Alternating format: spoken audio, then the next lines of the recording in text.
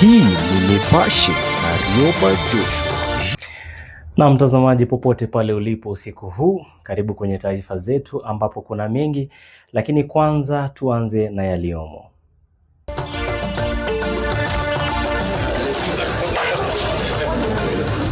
ODM na Kenya Kwanza waafikia kubuni muungano wa kisiasa kuwania pamoja uchaguzi mkuu ujao.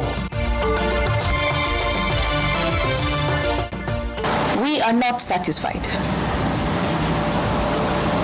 We feel exposed as citizens and as a country. We are asking questions of the duty bearers.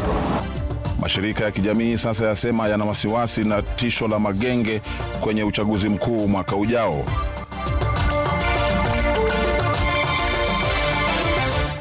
Washukiwa watatu wa mauaji ya Daktari Mutiso wakiwemo afisa wa polisi kusalia rumande kwa mwezi mmoja zaidi. Waliingia kwa nyumba, wakatulaza chini, wakatupa tumelala chini, Yasina kawekwa pingu, nikasiwa sema target identified. Bila walimuuliza jina. Mimi wakaniuliza, "Wewe unaitwa nani?" Nikamwambia, "Musa Ahmed Mbito." Kasikia target identified, wakaniweka pingu mimi pia. Familia huko Mombasa zataka majibu zikidai jamaa zao walikamatwa na polisi kwa njia ya kutatanisha. Karibu mtazamaji. Wilson Ochuka ndiye mkarimani kwa lugha ya ishara. Kenya Kwanza na ODM wameamua kubuni muungano wa kisiasa kuwania kwa pamoja uchaguzi mkuu mwaka ujao. Kwenye maafikiano ya mkutano wa pamoja uliofanyika huko Naivasha, Rais William Ruto ametangaza maafikiano hayo, akisema kuwa kila mrengo utauteua watu 5 kuhudumu kwenye kamati itakayoshughulikia manifesto ya muungano huo. Kinara wa ODM Oburu Oginga akisema muungano huo mpya utapata ushindi kwenye uchaguzi mkuu mwaka ujao. The two party leaders, myself and Dr. Oburu, will each nominate another 5 members from each political party and formation to a second joint team to prepare the coalition framework agreement, recommend the principles and governance structures that will guide our partnership, and propose the leadership arrangements necessary to take this coalition forward. President Ruto has also welcomed ODM with 2 hands because he knows that ODM not only brings numbers, but it brings quality.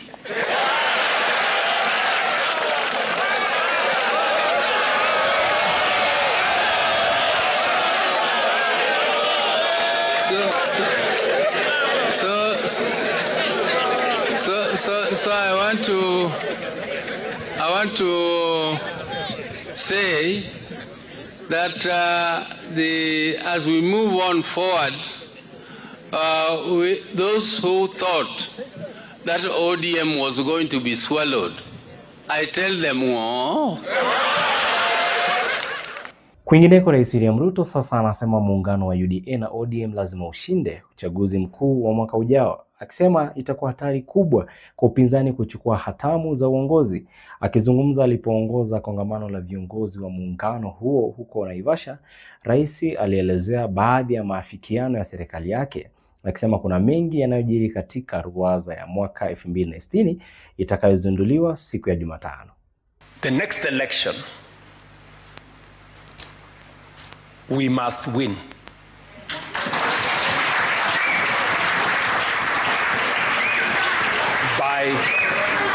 By God's grace, we must win the next election. The alternative is difficult to fathom. A group of people who have no plan, no agenda, no policy, no vision, is too dangerous for Kenya. Let us be straightforward. If you have any issue that you want to raise, please raise it honestly, but don't be a fence sitter. Teamwork makes work light and makes efficiency better. Mashirika ya kijamii yanashinikiza bunge kuharakisha mageuzi muhimu ya uchaguzi mwaka mmoja kabla ya uchaguzi mkuu kuandaliwa. Mageuzi haya wanasema yatasaidia kuhakikisha kuwa kanuni zilizowekwa zinatekelezwa, ikiwemo mwongozo wa matumizi ya kampeni na hata uamuzi wa mahakama ya Malindi ulioamua kuwa muda uliowekwa uchaguzi ulikuwa na makosa. Ni wiki 52 tu zilizobaki kabla wa Kenya kushiriki uchaguzi mkuu ujao, na asasi za kiraia zinasema mfumo wa uchaguzi nchini hauko tayari. Chini ya mwavuli wa jukwaa la uchaguzi, wanasema marekebisho ya haraka yanahitajika, ikiwemo utekelezaji wa hukumu ya Jaji Mugure Thande kuhusu tarehe ya uchaguzi. Mpira wanasema sasa uko kwenye uwanja wa bunge. We also urge Parliament, because we think rather than waiting until next year once the elections is over, we feel that Parliament needs to enact pending amendments to the electoral laws by the end of the fourth quarter to harmonize these timelines and close the gap this ruling has exposed. Muungano huo unaojumuisha Transparency International, CMD Kenya, ELOG, Mzalendo Trust, Creco na Elgia umerejesha ajenda yake ya marekebisho 10, miongoni mwao ukaguzi na usafishaji wa daftari la wapiga kura, uwazi wa usafirishaji wa matokeo ya urais na hata mikakati ya pamoja kuzuia ghasia za uchaguzi. Safari ya kuelekea uchaguzi mkuu ilianza kuchechemea na uchapishaji wa mipaka ya matumizi na michango ya kampeni. Kufikia Disemba mwaka huu, vyama vya kisiasa lazima viwe na vyeti vya kuzingatia sheria. Kufikia Februari, maafisa wa umma wanaotaka kugombea nafasi za uchaguzi lazima wajiuzulu. Na kufikia Mei, wagombea huru watawasilisha majina na alama zao kabla ya uteuzi na kipindi rasmi cha kampeni kuanza hadi saa 48 kabla ya uchaguzi mkuu Agosti 10 mwaka 2027. The credibility of the 2027 election will also depend on what happens before the ballot is printed. Political party nominations remain a significant source of electoral disputes. The regulatory framework governing nominations should therefore be clear, predictable, and consistently enforced. Kwa asasi za kiraia, ujumbe kwa bunge ni wazi. Hukumu ya mahakama na kanuni ya rasimu peke yake haitahakikisha uchaguzi unaoaminika. Ikiwa ni mwaka mmoja tu umebaki, wanasema miezi ijayo itaamua utayari wa Kenya kwa uchaguzi mwakani. Brenda Wanga, Runinga ya Citizen. Mashirika ya kijamii pamoja na taasisi za kiusalama nchini sasa zinaelezea wasiwasi kuhusu kuchipuka kwa magenge ya kisiasa mwaka mmoja kabla ya uchaguzi mkuu. Kituo cha wanasheria cha kimataifa ICJ kwenye kikao na taasisi za serikali kuhusu usalama kimesema magenge yaliyoshuhudiwa katika miezi ya hivi karibuni sio ishara nzuri. Mwaka mmoja kabla ya uchaguzi mkuu, hofu inaongezeka kuhusu magenge ya kisiasa yanayochipuka. Kikao cha pamoja kilichojumuisha idara ya polisi, halmashauri ya utendakazi wa polisi IPOA na kituo cha kimataifa cha wanasheria ICJ kikielezea hofu ya kurejea kwa giza la baada ya uchaguzi mkuu wa mwaka 2007. The trends from the past, they looked just like this. We would have hoped as citizens that today we would have many more organizers, financiers, mobilizers behind bars. Because at the heart of this problem is impunity. IPOA ikisema imejipanga kukaa ange kuzuia wahuni kutawala. We have been able to identify areas that we think the police can implement so that can improve in terms of addressing the issue of goonism. Hata hivyo, huduma ya kitaifa ya polisi ikikiri kuwa hili ni tatizo, msemaji wake Mushiri Nyaga anasema swala hili linahitaji ushirikiano mkubwa. The area of goonism is really not entirely a police matter. This is also a societal problem.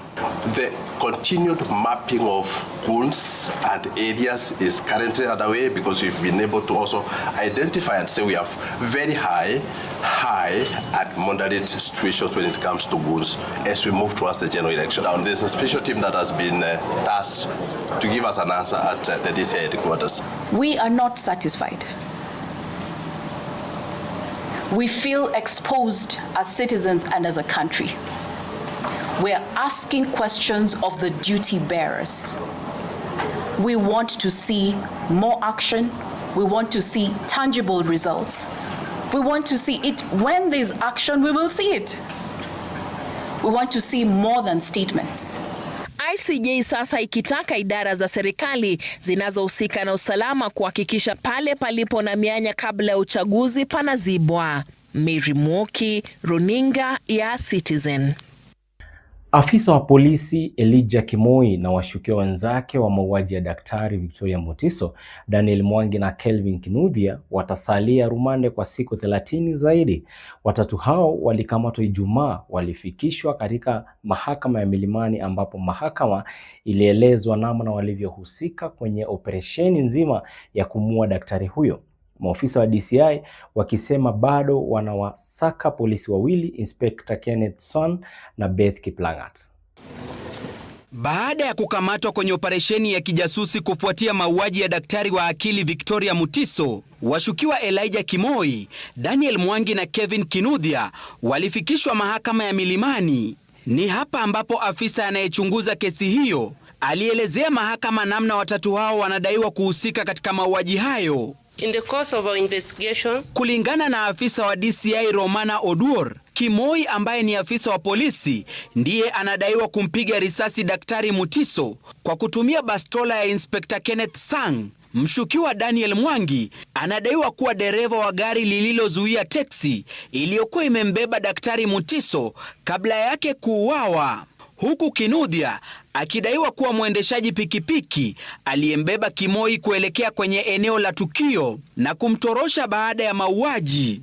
That their other accomplices are in custody by miscellaneous number E3495 of 2026. That is Republic versus Rose Mbithe Mulwa and Chris Mulwa. Oduor alieleza mahakama afisa Kimoi ni mmoja wa watu wawili wanaodaiwa kujaribu kumpiga risasi daktari Mutiso tarehe 7 mwezi Julai kabla yake kukwepa mtego na kuripoti tukio Kilimani. The witnesses who we wish to protect by having these accused persons in custody are victims and witnesses in the other matter. You know, we wish for the court to take note that this was a well-articulated and calculated execution of a public figure. Wakielezea mahakama mauaji hayo yanahusiana na kipande cha ardhi eneo la Mlolongo, upande wa mashtaka uliomba watatu hao wazuiliwe, huku polisi wakiwasaka wahusika wengine. I will allow the application made by prosecution. The respondents will be detained in custody for the next 30 days. Pending conclusion of investigations. Kufikia sasa ni washukiwa 5 waliokamatwa kuhusiana na mauaji hayo, wakiwemo Rose Mbithe na mwanawe Chris Mulwa. Mahakama ikiruhusu kuzuiliwa kwa washukiwa hao watatu kwa siku 30. Kibarua sasa ni kwa maafisa wa DCI kuwatafuta na kuwakamata maafisa wengine wawili wa polisi wanaodaiwa kuhusika na mauaji hayo. Gatete Njoroge, Runinga ya Citizen, Milimani. Familia mbili huko Mombasa zinawatafuta jamaa zao waliotoweka usiku wa Ijumaa. Said Shafi na Yasin Ahmed walikamatwa baada ya kuachiliwa na maofisa kupambana na ugaidi kwa tuhuma za kujihusisha na kundi la kigaidi la ISIS nchini DRC. Haya yanajiri huku mwanamume mwingine aliyekuwa amekamatwa nao akisimulia kile anachosema kilijiri usiku kabla ya kuachiliwa kwao. Kwa siku 3 sasa, familia za Said Shafi na Yasin Ahmed zimekuwa zikiwasaka wapendo wao bila ya mafanikio. Wawili hao walikamatwa Ijumaa usiku nyumbani kwao Likoni, kaunti ya Mombasa. Musa Ahmed, mmoja waliokamatwa, anasimulia kilichojiri. Waliingia kwa nyumba, wakatulaza chini, kwa sababu tumelala chini. Yasin akawekwa pingu, nikasiwa sema target identified. Bila alimuuliza jina. Mimi akaniuliza, "Wewe unaitwa nani?" Nikamwambia, "Musa Ahmed Mbito." Kasikia target identify, wakaniweka pingu mimi pia. Ni hapa anadai walichukuliwa kwa gari na kuelekezwa mahala ambapo hakufahamu kabla ya kuachiliwa, huku Yasin na Said wasijulikani waliko hadi sasa. Tukachukua njia kwenda Dongo Kundu, hiyo ujamaa hivyo fika pale Dongo Kundu, nikaachiwa hapo hivyo, nikaojiwa, wakaona mimi sina hatia, wakaniambia potea zako. alafu ndio mmoja hapa kanipatia 100, kaniambia chukua hii, panda tuktuk ama pikipiki uende zako nyumbani. But nikasikia mmoja akilia akisema, afande, hii mlango ni ngumu, imeshinda kuvunja, tukavunja ya nyuma.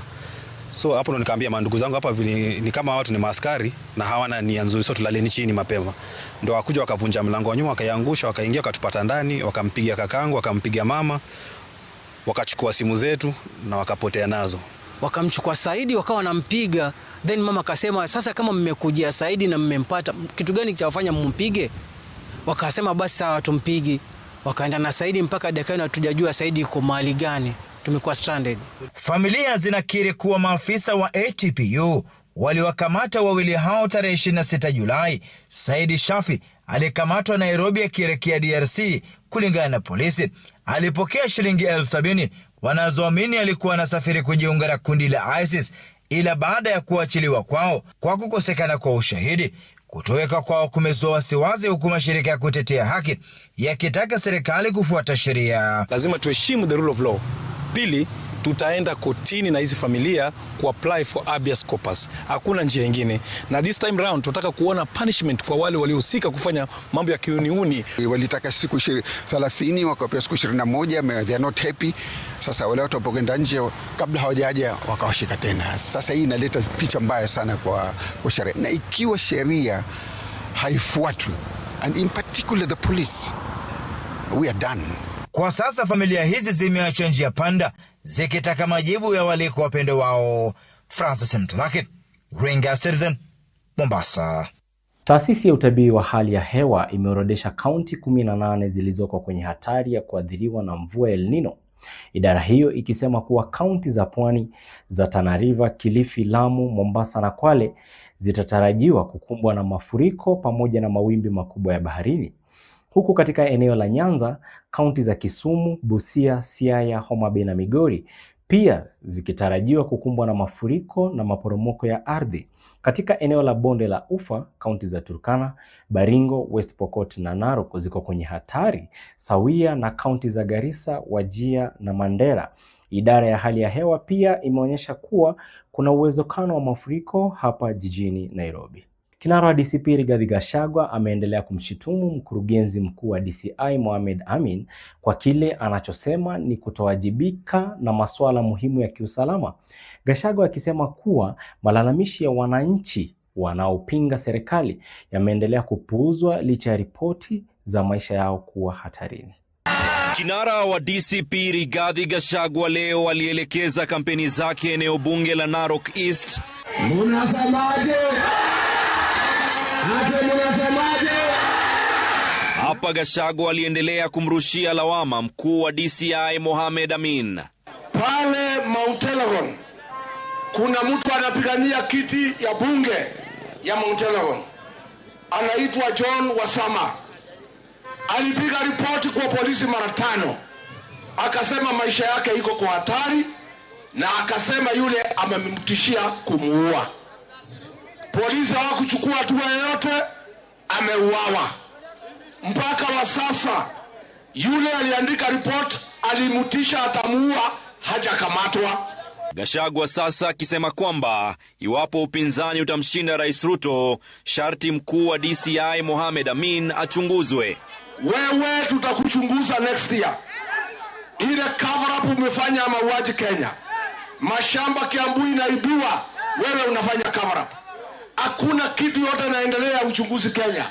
Kazi ya Mohamed Amin ni cover up ya mauaji na ukora ambayo inaendelea katika Jamhuri ya Kenya.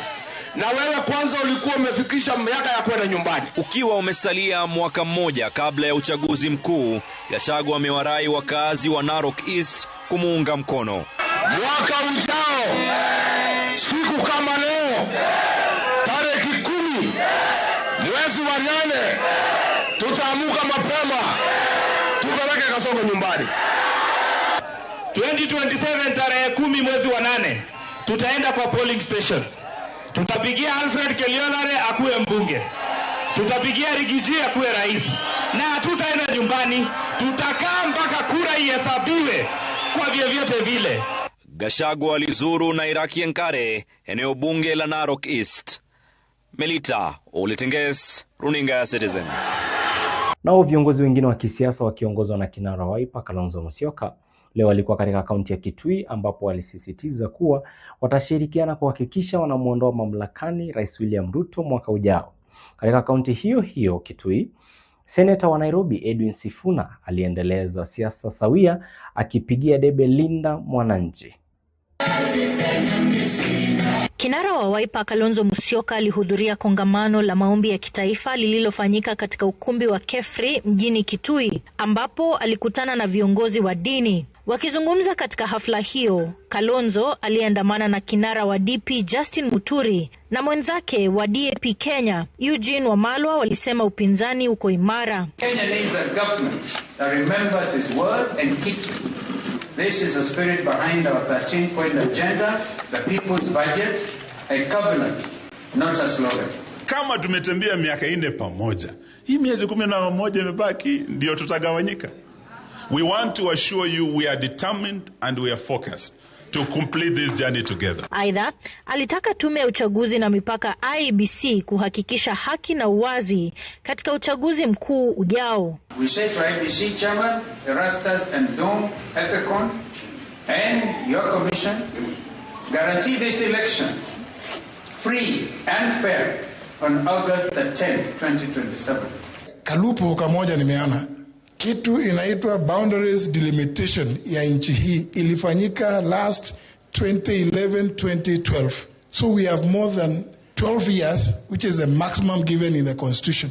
Kwa upande wake, Seneta Edwin Sifuna ambaye pia alikuwa katika kaunti ya Kitui kwa mkutano wa kisiasa katika uwanja wa Kitui, alisisitiza kuwa watalinda katiba upinzani utakaposhika hatamu za uongozi mwezi Agosti mwaka ujao. Mimi nataka niwahakikishie chini ya uongozi wa serikali ambayo inaingia 2027, mambo ya kupiga watoto wetu risasi Kenya hii ati kwa sababu criticize president tunamaliza hii maneno. Marian Nyambura, Runinga ya Citizen.